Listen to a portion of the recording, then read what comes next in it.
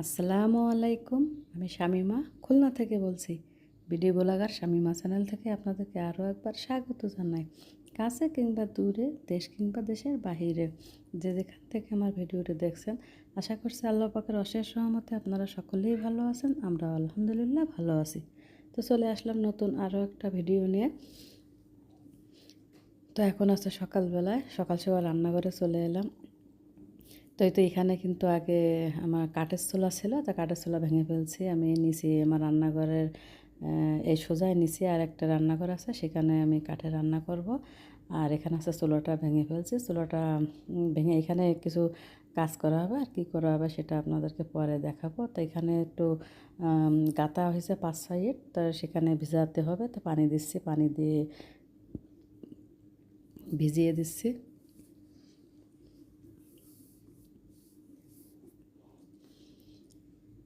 তো এটা কিন্তু আমার রান্নাঘরের চুলার পাশে, মানে গ্যাসের চুলার পাশে যে জানালার পাশে গাঁথা হয়েছে। তা পানি দিয়ে ওখানে ভিজিয়ে নিলাম। এখন আছে, সেদিন দেখছিলেন আপনাদের গত ভিডিও বা তার আগের ভিডিওতে দেখিয়েছিলাম যে এরকম এই যে দারচিনি কেনা হয়েছিল। তা দারচিনিগুলো দেখাইছিলাম যে আমি মানে বয়ামে করবো। তো দেখি এত পরিমাণ ময়লা দারচিনিতে, তা বলার মতো না। তো এখন দারচিনিগুলো আছে খুব ভালো মতো ধুয়ে নেব। এভাবে ডলে ডলে ভালো মতো ধুয়ে, মানে যতক্ষণ পর্যন্ত ময়লা বের হয় ততক্ষণ পর্যন্ত ধুয়ে নেব। ধুয়ে নিয়ে তারপরে হচ্ছে রোদ্দুরে দিয়ে শুকিয়ে নেব।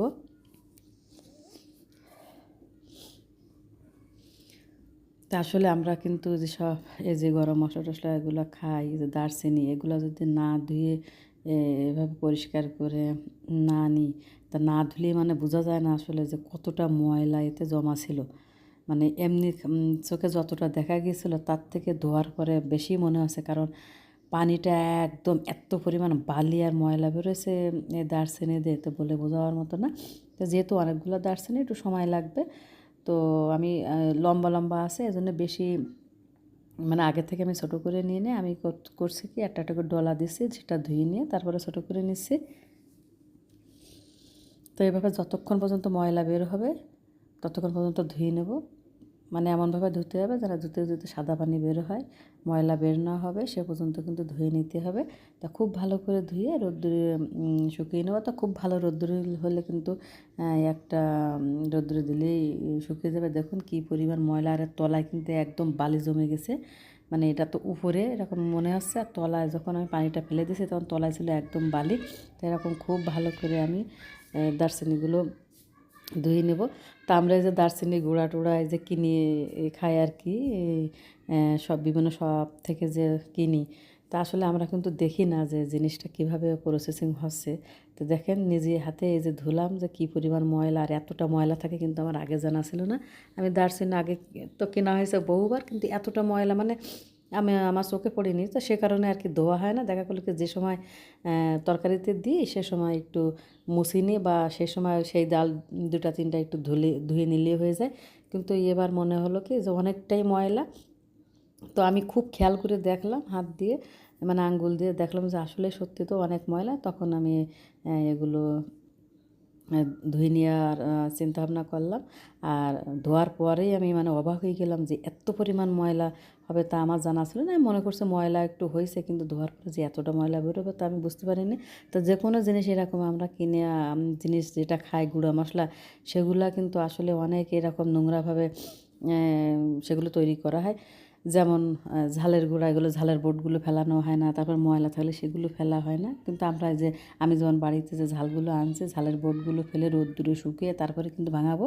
হলুদগুলো কিন্তু এভাবেই। তো এভাবে কিন্তু আমরা যে ধনিয়া আছে, আসলে আমাদের সবাই উচিত যে এই সমস্ত শুকনো যে মশলা, গুঁড়া মশলাগুলো সব কিছুই নিজেদেরকে মানে আস্ততা কিনে গুঁড়া মশলা না কিনে এভাবে ধুয়ে পরিষ্কার করে রোদ্দুরে শুকিয়ে তারপর ভাঙিয়ে নেওয়া উচিত। তাহলে কিন্তু সেটাই আমাদের জন্য ভালো হয়, মানে স্বাস্থ্যের পক্ষে ভালো।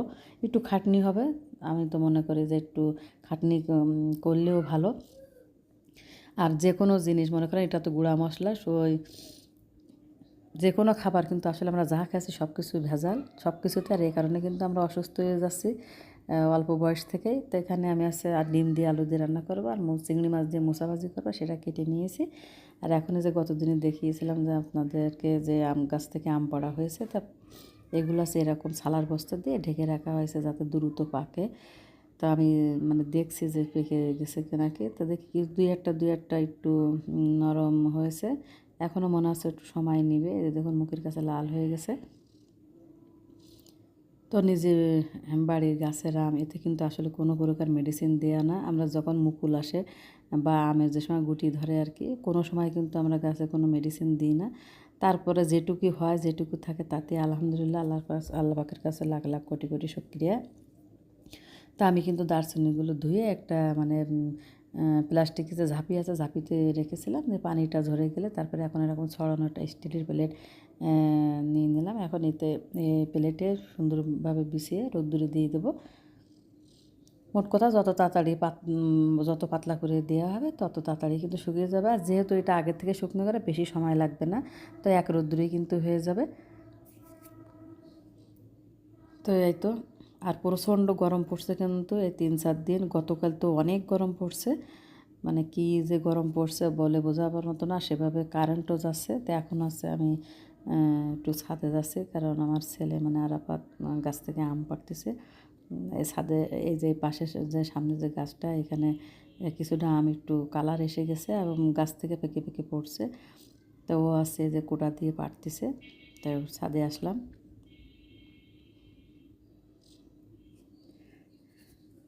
তো এই যে মানে খাওয়ার থেকে এই যে পাড়া, এর আনন্দটা কিন্তু অনেক বেশি। তো ও বলছে যে আম্মু ওই ছোটো গাছের আম তুমি অন্য কাউকে দিয়ে পাড়াবো না, আমি পারবো। কারণ যেহেতু ছাদে দাঁড়িয়ে যে কোটা দিয়ে টান দিলেই কিন্তু পাড়া যায়। আর এখানে কিন্তু অনেকটাই ও পারছে এখানে দাঁড়িয়ে হাত দিয়ে। তো আসলে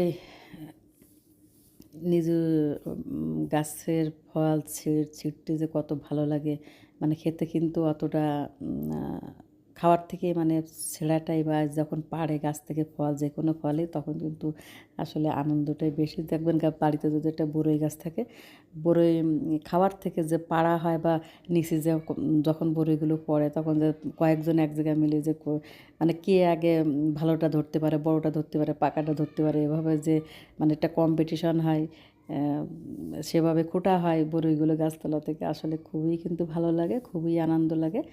তো যে কোনো ফল আসছে আর কি এরকম খুবই আনন্দ দেয় আর কি। নিজে গাছের ফল এরকম পাড়তে খুবই মজা লাগে, আনন্দ লাগে। তো এদিক থেকে আমি আছে আমের ঝুরি আচার করবো, তো সেজন্য আর কি রেডি করে নিচ্ছি। তো এটা আমার ARP কিচেন অ্যান্ড ব্লগ, মানে আমার রান্নার চ্যানেলে, কুকিং চ্যানেলে আপনারা দেখতে পারবেন। তো যেহেতু আমি কুকিং চ্যানেলে ছাড়বো, সেহেতু এখানে দেখানো যাবে না আর কি। মানে ইউটিউবের অনেক রুলস আছে, তা সেই রুলস অনুযায়ী কাজ না করলে কিন্তু মানে সমস্যা হবে। তো সেহেতু এখানে ওইভাবে দেখানো যাবে না। তো আপনাদেরকে এই ঝুরি আচারটা, আচারের রেসিপিটা দেখতে হলে অবশ্যই আমার কুকিং চ্যানেলে যেতে হবে। কুকিং চ্যানেলটা ভিজিট করবেন, তাহলে পেয়ে যাবেন। আর আমার কুকিং চ্যানেলের নাম হচ্ছে ARP কিচেন অ্যান্ড ব্লগ। সবগুলোই হচ্ছে ছোটো হাতের অক্ষর দিয়ে লেখা। তো এই তো এখন আমগুলো উঠিয়ে এনেছে। তারপরে এর মধ্যে দুই একটা একটু মানে বেশি ভালো পাকার মতো অবস্থা নেই। আমি আসার আগে ও তো আসলে বুঝেনি, পেড়ে ফেলছে।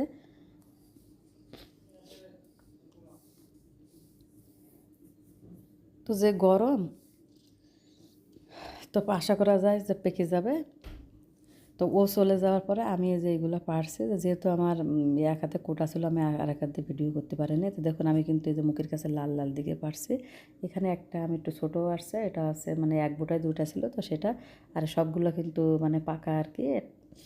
এই যে দেখুন মুখের কাছে একদম লাল হয়ে এসেছে, একদিন থাকলেই পেকে যাবে।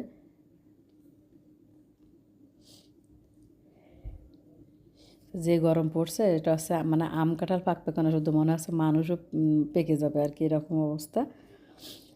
তো আজকে আমার ভিডিওটি এ পর্যন্ত, বেশি বড় করব না। তো আমার ভিডিওটি ভালো লাগলে একটা লাইক দেবেন, কমেন্টস করবেন, শেয়ার করবেন ফ্রেন্ডস অ্যান্ড ফ্যামিলির সাথে। আর খুব বেশি ভালো লেগে থাকলে আমার চ্যানেলটিকে সাবস্ক্রাইব করে নেবেন। আর যারা অলরেডি সাবস্ক্রাইব করে নিয়েছেন তাদেরকে অসংখ্য ধন্যবাদ। আর আমার ভিডিওর মধ্যে কোনো ভুল ত্রুটি হলে অবশ্যই ক্ষমা সুন্দর দৃষ্টিতে দেখবেন। তো সকলে ভালো থাকবেন, সুন্দর থাকবেন, নিরাপদে থাকবেন। আজকের মতো এখানে ভিডিওটি শেষ করছি। আল্লাহ হাফেজ।